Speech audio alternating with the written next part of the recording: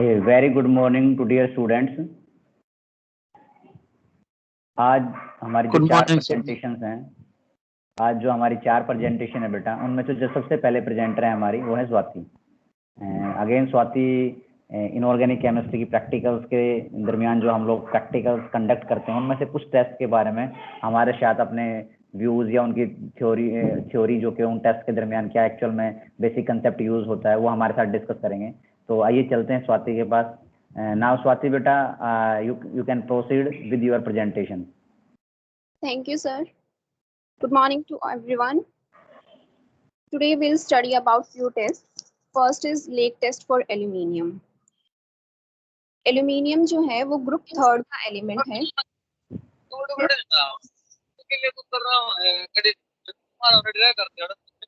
Sir noise आ रहा है बीच में। Proceed बेटा।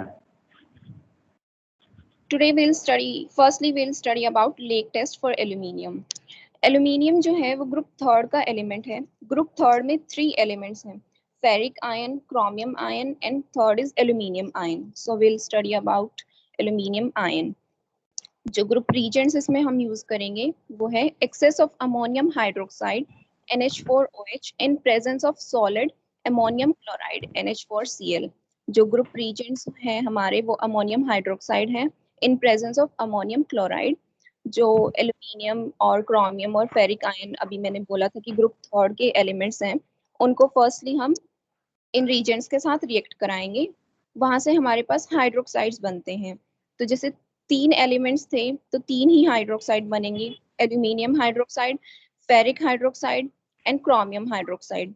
एल्यूमिनियम हाइड्रोक्साइड जो है वो व्हाइट कलर के प्रेसिपिटेट्स आएंगे, क्रोमियम के ग्रीन कलर के आएंगे और फेरिक हाइड्रोक्साइड के ब्राउन कलर के प्रेसिपिटेट्स आएंगे। तो अब हम फर्दर जो भी टेस्ट पढ़ेंगे वो एल्यूमिनियम हाइड्रोक्साइड के लिए पढ़ेंगे। अभी तक जो हमने पढ़ा वो ग्रुप रिएजेंट्स था और ग्रुप एनालिसिस हमने किया। तो ग्रुप रिएक्शन क्या है? Precipitates of white colour are formed, aluminium hydroxide that is white in colour. अब फर्दर पढ़ते हैं कि लेक टेस्ट में होता क्या है। जो ये एल्यूमिनियम हाइड्रोक्साइड बना, इसको हम फर्दर एनालाइज करेंगे डाइल्यूट HCl के साथ और 1 to 2 ड्रॉप्स लिटमस सॉल्यूशन डालेंगे। जब ये HCl के साथ रिएक्ट करेगा, फर्स्टली मैं रिएक्शंस दिखाती हूँ। जो यहाँ पे फर्स्ट रिएक्शन है, aluminium hydroxide reacts with HCl। HCl के साथ रिएक्ट करने के बाद एल्यूमिनियम क्लोराइड बनेगा जो कि एक सॉल्युबल सॉल्ट होता है। तो जो पहले हमारे पास व्हाइट कलर के प्रेसिपिटेट्स बने थे एल्यूमिनियम हाइड्रोक्साइड के, वो अब डिसअपियर हो जाएंगे HCl डालने के बाद। सॉल्युबल सॉल्ट बनेगा एल्यूमिनियम क्लोराइड। फिर एल्यूमिनियम क्लोराइड के अंदर हम अमोनियम हाइड्रोक्साइड डालेंगे और अमोनियम हाइड्रोक्साइड एक बेस होता है। तो जो हमने लिटमस सॉल्यूशन डाला था उसका काम ये है कि जो हम बेस अब अमोनियम हाइड्रोक्साइड डाल रहे हैं उसमें आगे जो भी रिएक्शन होगी उसको डिटेक्ट कराना। जैसे अब हमने अमोनियम हाइड्रोक्साइड डाला तो ये बेसिक मीडियम हो जाएगा। तो बेसिक मीडियम में रेड टू ब्लू चेंज होता है लिटमस सॉल्यूशन। लास्ट में जो भी हमारे पास प्रोडक्ट्स आएंगे उसमें हमारे पास ब्लू कलर दिखेगा। जैसे हम सेकेंड रिएक्शन में देख पा रहे हैं, aluminium chloride when reacts with ammonium hydroxide NH4OH gives ammonium chloride plus aluminium hydroxide. अब एल्यूमिनियम हाइड्रोक्साइड हमारे पास स्टार्टिंग में भी था पर इसके व्हाइट प्रेसिपिटेट्स थे। अब जो रिएक्शन में दोबारा से एल्यूमिनियम हाइड्रोक्साइड हमारे पास आया, ये ब्लू कलर में आया और ये इसी वजह से ब्लू कलर में आया क्योंकि हमने लिटमस सॉल्यूशन डाला था जिसकी वजह से हमने प्रेजेंस डिटेक्ट करी।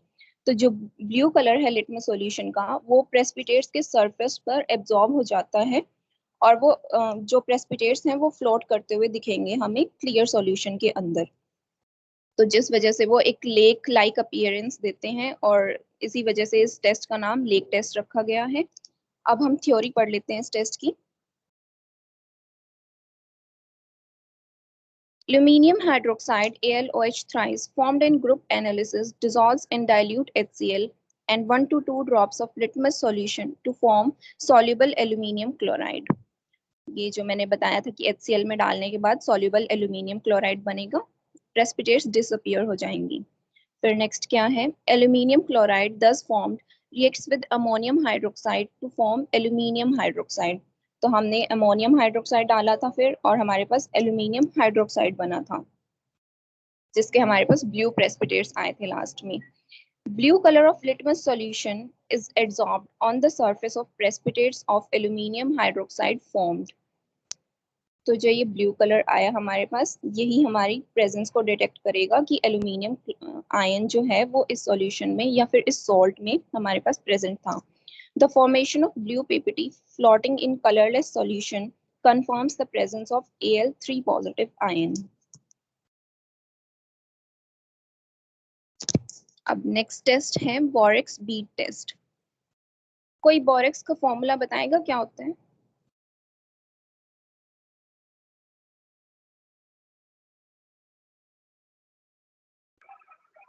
Na2B4O7.10H2O. Yes, very right. Thank you. Borax का फॉर्मूला होता है Na2B4O7.10H2O। 10 वाटर ऑफ क्रिस्टलाइजेशन होते हैं बोरेक्स के अंदर। सेकेंड, जो हम अभी नेम को ही डिफाइन कर रहे हैं कि नेम से हमें क्या क्या पता चल रहा है। बोरेक्स का अभी हमने फॉर्मूला देखा। फिर है बीड। बीड होता है जैसे मोती होते हैं कोई भी, उस फॉर्म में हमारे पास, मतलब बीड्स का हमारे पास इसमें कोई ना कोई काम होगा इस टेस्ट में। तो अब हम पढ़ते हैं ये टेस्ट परफॉर्म कैसे करते हैं। A small loop is made in the end of platinum or nichrome wire and heated in the burner flame until red hot. पहले हम एक वायर लेंगे प्लेटिनम की या फिर नाइक्रोम की, दोनों में से कोई भी ले सकते हैं। इनर्ट वायर होनी चाहिए जो कि हमारे सॉल्ट्स के साथ रिएक्ट ना करे। तो पहले हम वायर लेंगे, उसके एक एंड पर हम लूप बनाएंगे, और लूप बनाने के बाद फिर उसको हीट करेंगे जब तक कि वो कम्प्लीटली रेड हॉट ना हो जाए, तब तक उसको हीट करेंगे। हीट करने के बाद फिर उसको बोरेक्स पाउडर में डिप करेंगे।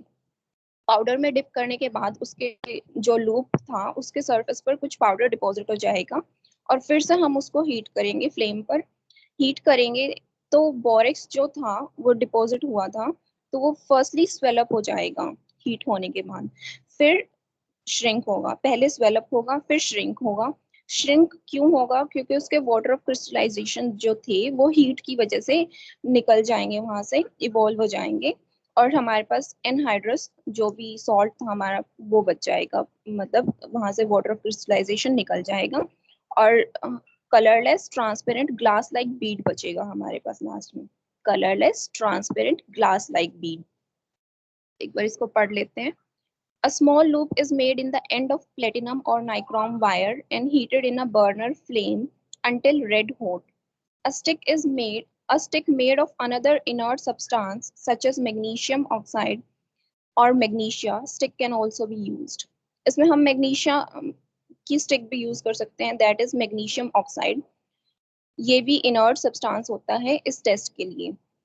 It is then dipped into powdered borax and held in the hottest part of the flame where it swells up. As it loses its water of crystallization, it shrinks, forming a colorless and transparent glass-like bead. और जो ये glass-like bead जो बना हमारे पास, ये mixture होता है sodium metaborate and boric anhydride का।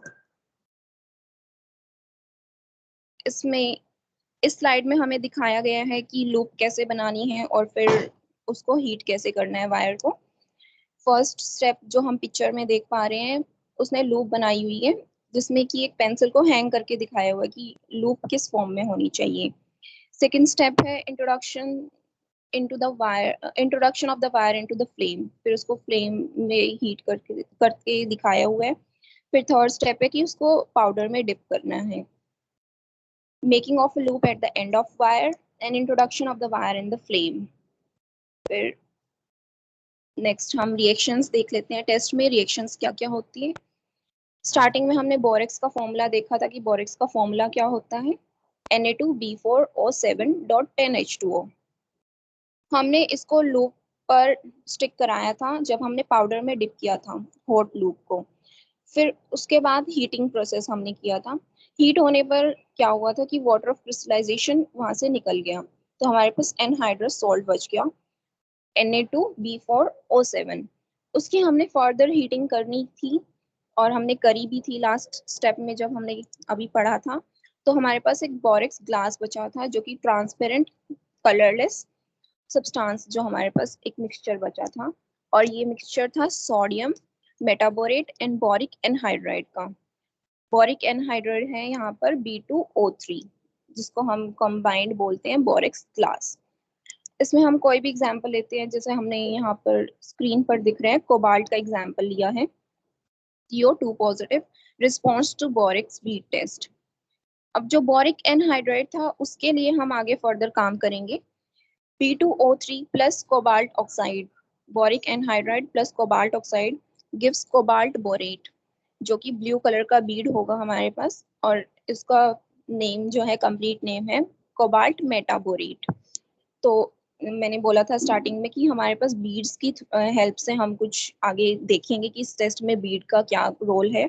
तो बीड का ये रोल है कि यहाँ पे हमें कलर्ड बीड नजर आएंगे, तो जिसकी हेल्प से हम एक ये कंप्लीट टेबल होती है जहाँ पर हम कलर्स को मैच करके पता लगा सकते हैं कि कौन सा आयन प्रेजेंट था हमारे सैंपल में।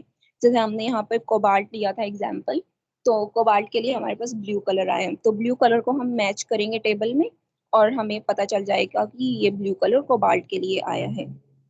अभी ये टेस्ट कंप्लीट नहीं हुआ है, इसकी कुछ थ्योरी रहती है वो हम पढ़ते हैं।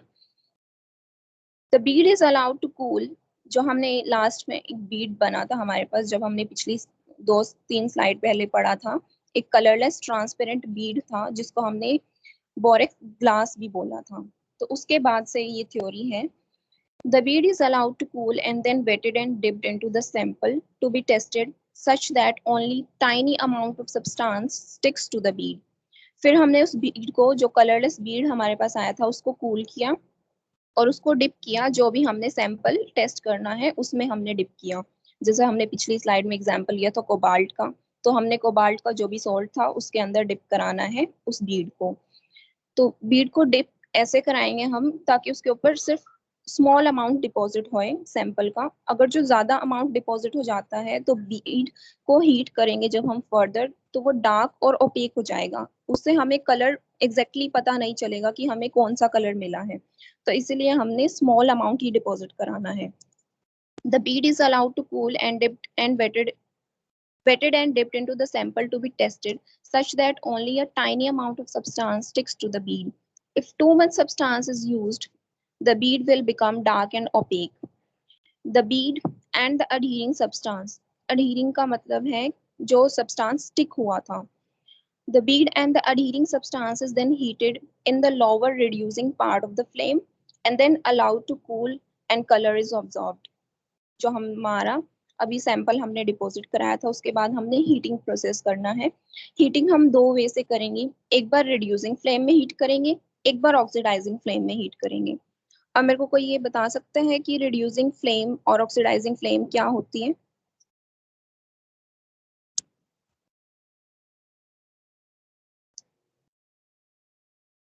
अगर किसी को पता है तो बताओ।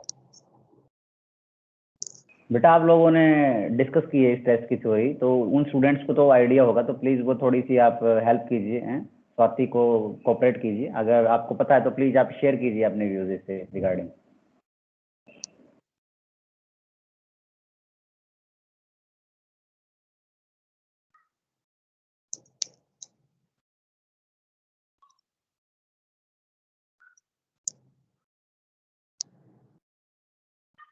स्वाति यू कैन प्रोसीड बेटा, आई थिंक इनको याद नहीं है। Okay sir.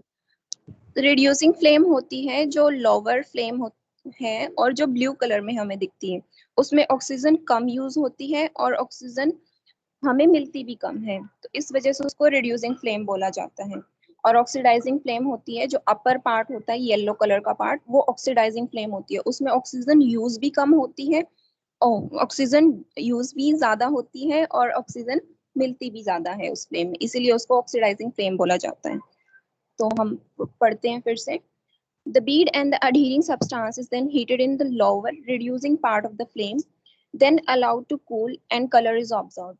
जो हमने सैंपल अभी लिया था बीड के ऊपर स्टिक करा के, उसको हमने हीट करना है पहले लोअर रिड्यूसिंग पार्ट में फ्लेम के, और फिर उसको कूल करना है और कलर ऑब्जर्व करना है।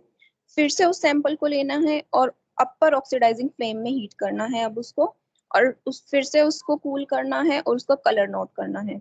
तो तो हमारे पास यहाँ से दो ऑब्जर्वेशन आएगी, एक रिड्यूसिंग फ्लेम के लिए आएगी और एक ऑक्सीडाइजिंग फ्लेम के लिए आएगी. It is then heated in upper oxidizing part of the flame and then allowed to cool, and color is absorbed again. Characteristic color beads are prepared with salts of copper, iron, chromium, cobalt, manganese and nickel.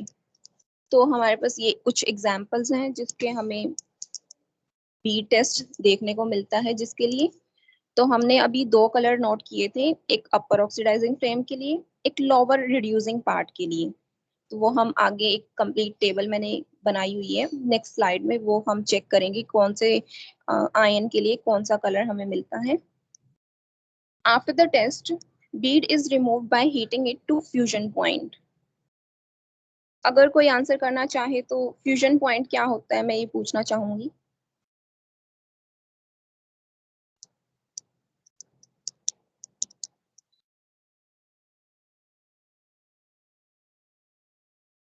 Fusion point होता है किसी भी solid का liquid में change होने का जो temperature होता है किसी पर्टिकुलर प्रेशर पर, उसको फ्यूजन पॉइंट बोलते हैं. तो जो हमने टेस्ट के लिए जो भी हमारे पास बीड बना था उसको हमने वायर में से निकालना कैसे है वो बताया हुआ है इस पॉइंट में. हम उसको फ्यूजन पॉइंट तक हीट करेंगे बीड को और फिर उसको इमीडिएटली वाटर के अंदर डाल देंगे. After the test bead is removed by heating it to fusion point and immersing it suddenly into the vessel of water. अब नेक्स्ट हम देख लेते हैं कि कलर्स कौन से आते हैं. फर्स्ट है क्रोमियम के लिए. ऑक्सीडाइजिंग फ्लेम हम जब हीटेड होगा, हमारा जो सैंपल था बीड जो था वो हीटेड फॉर्म में होगा तो वो येलो रेड कलर हमें देगा ऑक्सीडाइजिंग फ्लेम में. और जब हम उसको कूल कर देंगे ऑक्सीडाइजिंग फ्लेम के लिए कलर आएगा ग्रीन और रिड्यूसिंग फ्लेम के लिए भी कलर आएगा ग्रीन. ऐसे ही मैग्नीशियम है, मैग्नीशियम के लिए ऑक्सीडाइजिंग फ्लेम में वॉयलेट आएगा और रिड्यूसिंग फ्लेम में कलरलेस होगा. ऐसे ही आगे कंप्लीट ये टेबल है जिससे हम हमारे सैंपल का जो भी कलर आएगा मैच करके पता लगा सकते हैं कि हमारे सैंपल में कौन सा आयन प्रेजेंट था. नेक्स्ट टेस्ट है charcoal cavity and cobalt nitrate test. Charcoal जो है वो एक कार्बन की फॉर्म होती है और कैविटी का मतलब होता है कोई भी होलो सॉलिड. सॉलिड कोई भी जो अंदर से होलो हो उसको कैविटी बोलते हैं. तो यहाँ पर हम एक चारकोल का ब्लॉक लेंगे, उसको नाइफ की हेल्प से एक सरफेस से कट करेंगे, उसके अंदर हम एक कैविटी बनाएंगे और हमारी जो भी रिएक्शंस होंगी उसको हम उस कैविटी के अंदर परफॉर्म करेंगे. तो जो ये चारकोल कैविटी टेस्ट है इसका मेन पॉइंट होता है, हम पढ़ लेते हैं एक बार. This test is based upon the fact that metallic carbonates, when heated in charcoal cavity, decomposes to give corresponding oxides. इस टेस्ट में मेनली हम कार्बोनेट्स की रिडक्शन करते हैं ऑक्साइड्स को और ऑक्साइड्स हमें मिलते हैं. मेटेलिक कार्बोनेट्स को हीट करेंगे हम चारकोल कैविटी के अंदर और हमारे पास कॉरेस्पॉन्डिंग ऑक्साइड्स मिल जाएंगे. कुछ केसेस में हमारे पास कार्बोनेट्स ना होकर सल्फेट्स भी होते हैं.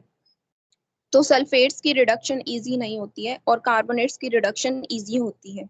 तो हम पहले सल्फेट्स को कार्बोनेट्स में कन्वर्ट कराएंगे और कन्वर्ट कराने के लिए हम यूज करेंगे सोडियम कार्बोनेट.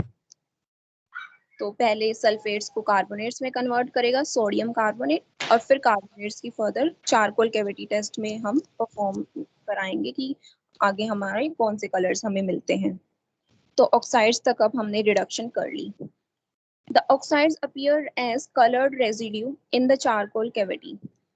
तो जो ऑक्साइड्स हमें मिले थे रिडक्शन कराने के बाद कार्बोनेट्स की, तो वो ऑक्साइड्स जो मिलेंगे वो कलर्ड रेजिड्यू होंगे, कलर्ड फॉर्म में हमें ऑक्साइड्स मिलेंगे.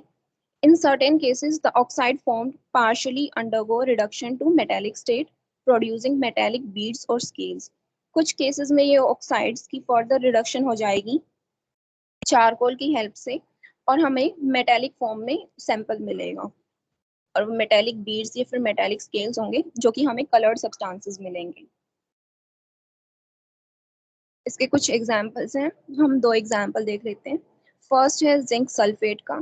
मैंने बोला था कि सल्फेट्स की रिडक्शन इजी नहीं होती है तो पहले हम कार्बोनेट्स में कन्वर्ट करते हैं. तो यहाँ पर हमने सोडियम कार्बोनेट की हेल्प से जिंक कार्बोनेट बनाया पहले, और हम कार्बोनेट के लिए फिर कैविटी टेस्ट लगाएंगे। जिंक कार्बोनेट को हीट करने के बाद जिंक ऑक्साइड में कन्वर्ट हुआ और कार्बन डाइऑक्साइड गैस जो थी वो इवॉल्व हो गई। अब जो ये जिंक ऑक्साइड है ये येलो होगा जब हॉट होगा, और वाइट कलर का होगा जब ये कूल हो जाएगा। तो हमारे पास ये कलर्ड ऑक्साइड हमें मिला, जो कि येलो या फिर वाइट कलर में, हमें दो कलर्स में ही मिल सकता है, वो टेम्परेचर के ऊपर डिपेंड करेगा। सेकेंड एग्जाम्पल है कॉपर सल्फेट का। वही सल्फेट को पहले कार्बोनेट में कन्वर्ट कराएंगे और फिर कार्बोनेट को हीट करने के बाद ऑक्साइड्स में कन्वर्ट कराएंगे। फर्स्ट रिएक्शन में कार्बन सल्फेट्स की रिडक्शन की हुई है, कार्बोनेट्स के अंदर कन्वर्ट किया हुआ है। सेकेंड रिएक्शन में हीट किया हुआ है कार्बोनेट को, कॉपर ऑक्साइड हमें मिला और गैस इवॉल्व हो गई कार्बन डाइऑक्साइड। तो कॉपर ऑक्साइड की फर्दर रिडक्शन होती है चारकोल की हेल्प से, चारकोल दैट इज कार्बन की हेल्प से। Copper oxide plus carbon gives copper plus carbon monoxide. तो हमने अभी पिछली स्लाइड में लास्ट पॉइंट पढ़ा था कि कुछ मेटेलिक फॉर्म में भी हमें सैंपल मिलेगा, तो ये उसी का एग्जांपल है। कॉपर हमें यहाँ पर मेटेलिक फॉर्म में मिला, जो कि रेडिश स्केल्स की फॉर्म में होगा, रेडिश कलर का होगा। ये था हमारा चारकोल कैविटी टेस्ट। अब हम नेक्स्ट पढ़ते हैं cobalt nitrate test. Cobalt nitrate test हम उन सॉल्ट्स के लिए लगाते हैं जो हमें वाइट कलर के ऑक्साइड्स मिलते हैं चारकोल कैविटी टेस्ट के अंदर। अभी हमने कैविटी टेस्ट पढ़ा था जस्ट, उसमें हमने देखा था कि ऑक्साइड्स की फॉर्म में हमारे पास लास्ट में हमें सैंपल मिलता है, जो भी हमारा प्रोडक्ट होता है हमें ऑक्साइड्स की फॉर्म में मिलता है और वो कलर्ड ऑक्साइड होते हैं। तो अब हम कोबाल्ट नाइट्रेट टेस्ट सिर्फ उन सैंपल्स के लिए लगाएंगे जिनका हमें व्हाइट कलर का सोल्ट मिला था, व्हाइट कलर का ऑक्साइड मिला था कैविटी टेस्ट के अंदर। This test is applied to those salts that leaves white residue in charcoal cavity test. This test is based upon the fact that cobalt nitrate decomposes on heating to give cobalt oxide. इसमें जैसे नाम से हमें पता चल रहा है कि कोबाल्ट नाइट्रेट, तो हम इसमें कोबाल्ट नाइट्रेट को यूज करेंगे। पहले हम नाइट्रेट को डिकम्पोज कराएंगे ऑक्साइड के अंदर, तो कोबाल्ट नाइट्रेट डिकम्पोज हो जाएगा कोबाल्ट ऑक्साइड के अंदर। तो हमें यूज ही कोबाल्ट ऑक्साइड का करना है यहाँ पर। पहला रीजेंट जो हमारा है, आगे जो हम रिएक्शन करेंगे उसके लिए कोबाल्ट ऑक्साइड होगा, और दूसरा रीजेंट होगा जो हमें व्हाइट ऑक्साइड मिले थे चारकोल कैविटी टेस्ट के अंदर, सेकेंड रीजेंट हमारा वो होगा the cobalt oxide. This combines with metallic oxide present as white residue in charcoal cavity forming colored compounds. तो जब ये कोबाल्ट ऑक्साइड जो हमें मिला था कैविटी अभी नाइट्रेट्स को हीट करके, इसको हम वाइट रेजिड्यूज के साथ हीट कराएंगे और हमें डबल सोर्स मिलेंगे। यहाँ पर एक रिएक्शन दिखाई हुई है जहाँ पर नाइट्रेट को हीट करने के बाद कोबाल्ट ऑक्साइड में कन्वर्ट कराया हुआ है। फिर इसके बाद एक एग्जाम्पल लिया हमने, when magnesium salt undergoes charcoal cavity test, a white residue of magnesium oxide is left behind. Magnesium oxide का हमें व्हाइट रेजिड्यू मिलता है, व्हाइट कलर का मिलता है, तो इसके लिए हम अपना कोबाल्ट नाइट्रेट टेस्ट लगा सकते हैं। तो मैग्नीशियम ऑक्साइड को हम हीट करेंगे कोबाल्ट नाइट्रेट के साथ। कोबाल्ट नाइट्रेट के साथ हीट करने का मतलब है कि नाइट्रेट को डिकम्पोज कराएंगे और कोबाल्ट ऑक्साइड के साथ मैग्नीशियम ऑक्साइड को रिएक्ट कराएंगे। This on treatment with cobalt nitrate and on subsequent heating forms a double salt of formula MgO.COO which is pink in color. तो हमारे पास मैग्नीशियम ऑक्साइड और कोबाल्ट ऑक्साइड का एक double salt मिलेगा जो pink colour में होगा। रिएक्शन दिखाई हुई है, magnesium oxide plus cobalt oxide gives magnesium oxide dot cobalt oxide, double salt है ये, पिंक कलर का है ये salt. In addition to metallic oxides, phosphates and borates also react with cobalt oxide to form cobalt phosphates and cobalt borates that are blue in color. अभी हमने देखा था कि हमने ऑक्साइड्स के लिए ये सारा टेस्ट लगाया, ऑक्साइड्स की जगह पे हम फॉस्फेट्स और बोरेट्स को भी यूज कर सकते हैं जिसमें कि हमें ब्लू कलर मिलेगा। आगे कुछ एग्जांपल्स हैं इसके। Salts of zinc, tin, aluminium and magnesium which gives white residue in charcoal cavity test on heating with cobalt nitrate forms colored double oxide. Double oxides या फिर double salts हमें मिलेंगे। जो हमें वाइट ऑक्साइड्स मिलते हैं चारकोल कैविटी टेस्ट के अंदर, एग्जांपल है zinc oxide, tin oxide, aluminium oxide, magnesium oxide, और भी एग्जांपल्स है जैसे बेरियम ऑक्साइड, कैल्शियम ऑक्साइड, ऐसे। तो हम इन सबको जब कोबाल्ट ऑक्साइड के साथ हीट कराएंगे तो हमें कलर्ड डबल सोल्ट मिलेंगे। तो हम उन डबल सोल्ट्स का कलर मैच करके, एक टेबल होती है इसकी भी कंप्लीट, हम पता लगा सकते हैं कि कौन सा आयन हमारे सैंपल में प्रेजेंट था। जैसे जिंक के लिए रिएक्शन दिखाई हुई है, जिंक के साथ जब हम कोबाल्ट ऑक्साइड को रिएक्ट कराएंगे तो हमें ग्रीन कलर का डबल सोल्ट मिलेगा। एल्यूमिनियम के साथ कराएंगे तो ब्लू कलर का मिलेगा, और मैग्नीशियम का अभी हमने पढ़ा था कि पिंक कलर का डबल सोल्ट होगा। Thus, we can identify the cations based on the color of precipitate in cobalt nitrate test. Thank you. Thank you, sir. Thank you very much बेटा, बहुत अच्छे से आपने एक्सप्लेन किया है इन टेस्टों को, हर एक पॉइंट को बारीकी से आपने समझाया है, एक एक चीज़ को बताया है। जो टर्म्स बीच में आ गई हैं, जो उन टर्म्स के बारे में भी आपने बहुत अच्छे से डिस्कस किया है, और दिखता है कि कितनी आपने इस पे होमवर्क किया हुआ है, कितनी आपने इस पे मेहनत की हुई है। सर मैं चाहती थी कि कोई इंटरेक्ट। हाँ जी, हाँ बोलो बेटा स्वाति, आप क्या चाहते थे? सर मैं चाहती थी कि इंटरेक्शन हो थोड़ी बहुत, पर किसी ने की नहीं। देखो बेटा, मैंने आपको पहले ही कहा था, जनरली क्या होता है, जिनसे आप डिस्कस करते हैं ना कोई चीज़ें, सारी चीज़ें वहीं से शुरू होती हैं। चलिए आपके साथ ये हुआ कि चलो तान्या ने एक बार इंटरेक्ट किया बीच में, हम के साथ भी ऐसा ही होता है, हम लोग पढ़ाना चाहते हैं, हम भी चाहते हैं इंटरेक्ट करें, बट ये बच्चे के ऊपर डिपेंड करता है कि वो इंटरेक्ट होना चाहता है या नहीं चाहता है। जब तक उसका दिल नहीं करेगा या जब तक वो इनिशिएट नहीं करेगा, चीज़ें नहीं हो सकती। टीचर का काम पढ़ाना है, ठीक है। आपने बहुत अच्छी मेहनत की हुई है, और मतलब मुझे लगता है कि सभी को ये जो हमारे वीडियो जब हम डालेंगे हमारे यूट्यूब वगैरह पे, तो डेफिनेटली सबको देखना चाहिए। उसका रीज़न क्या है, देखो आपने टेस्ट को बहुत अच्छे से एक्सप्लेन किया, टर्म बाय टर्म किया है। जर्नली इतना एक्सप्लेनेशन हर जगह नहीं मिलता है, आप बुक्स में देखोगे, बुक्स में एक लाइन वहाँ एक्सप्लेनेशन नहीं मिलते हैं। ओके, तो बहुत अच्छी मेहनत की हुई है। Again thank you very much बेटा स्वाति। मैं ये नहीं कहूँगा किसी बड़ी की क्वेश्चन पूछना है तो आप क्वेश्चन पूछ लो। किसी ने अगर ये ध्यान से देखा होगा वीडियो, आपके रिकॉर्डेड वीडियो है, बाद में भी देख सकते हैं। अभी भी अगर किसी ने पूरी ध्यान से सुना होगा तो आई थिंक सो लगभग सारी चीज़ उनकी क्लियर हो गई होंगी। मुझे लगता नहीं है कि कोई पॉइंट आपने छोड़ा होगा। Okay, again thank you very much बेटा Swati for this nice presentation. Thank you, sir. Welcome बेटा।